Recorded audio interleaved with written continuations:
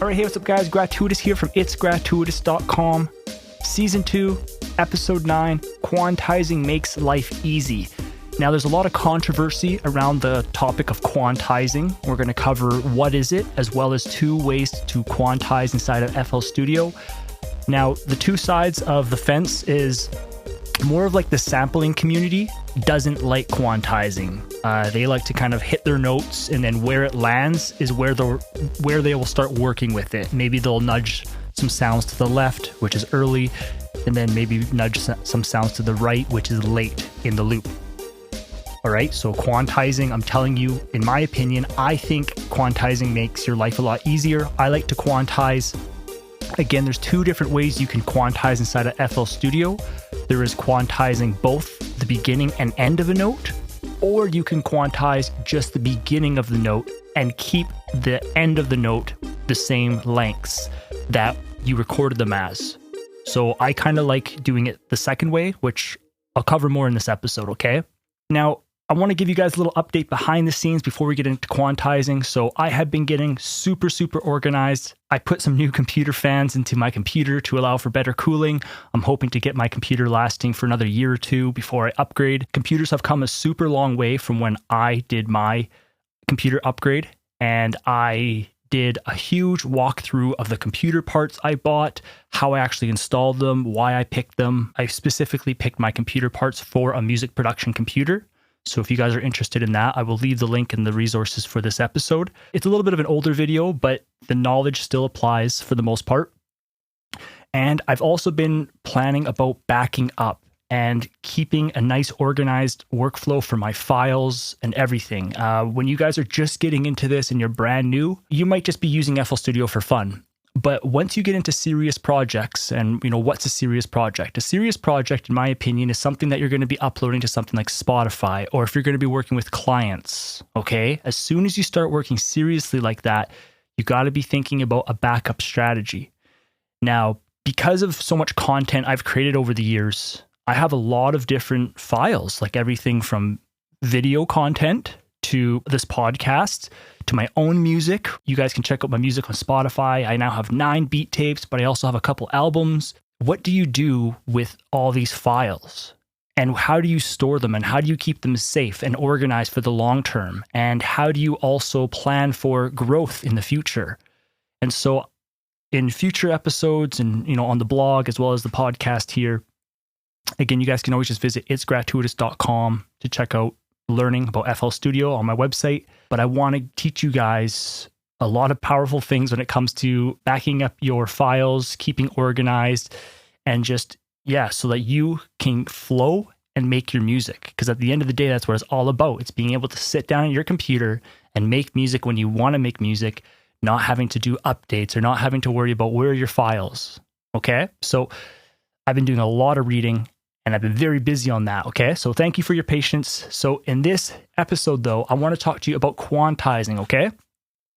So I have 2 melodies here. I'll leave the metronome on, and this melody is not quantized. And what happens when you play your notes on a MIDI keyboard is it's never going to be snapped to grid. So what is grid? Grid is when things are 1, 2, 3, 4. And that is why digital music has its bad name, is because it's so perfect. See, like a real musician on stage where they're recording with a microphone, or, you know, however they're capturing that audio, it's recorded and it's printed into a file. And so their timing is quite good. But many times when we are recording through MIDI, there's some latency going on there, okay? And the latency makes your notes not on time, as well as, you know, if you're not the best piano player, or like even for myself, like when I play the keys, many times the notes are not perfect. But again, we don't want perfect. We want catchy melodies, which we'll get a bit more into as we go here. So let you listen to this.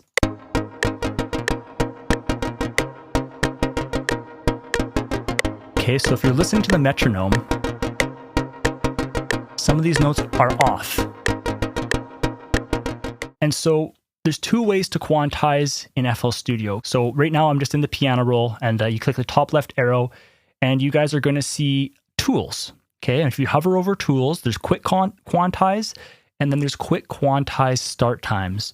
Now, over the years, I've favored quick quantize start times. And the reason for this is because what you're doing is you're snapping the beginning of the note and you're keeping the tail. So if you held down a note extra long, that is not getting touched. It's just the beginning of the note. It's snapping it to grid, making it a lot easier. So again, quantizing, there's controversy in the industry. More of the sampling community doesn't like quantizing. Like they'd actually come into the notes and they would adjust them, themselves.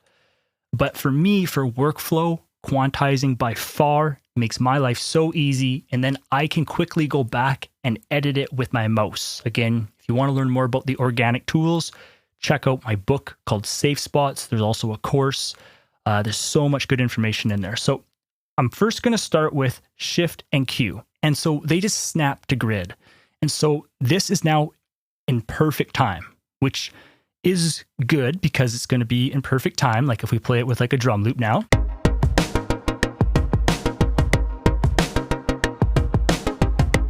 I will turn off the metronome.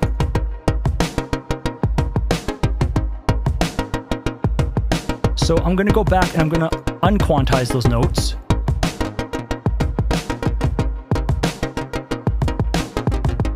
So as you can hear, it's not in time.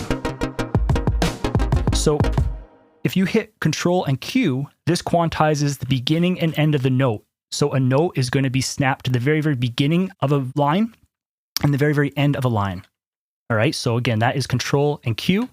And so you can see, if you do that yourself, that your notes are no longer what you really played.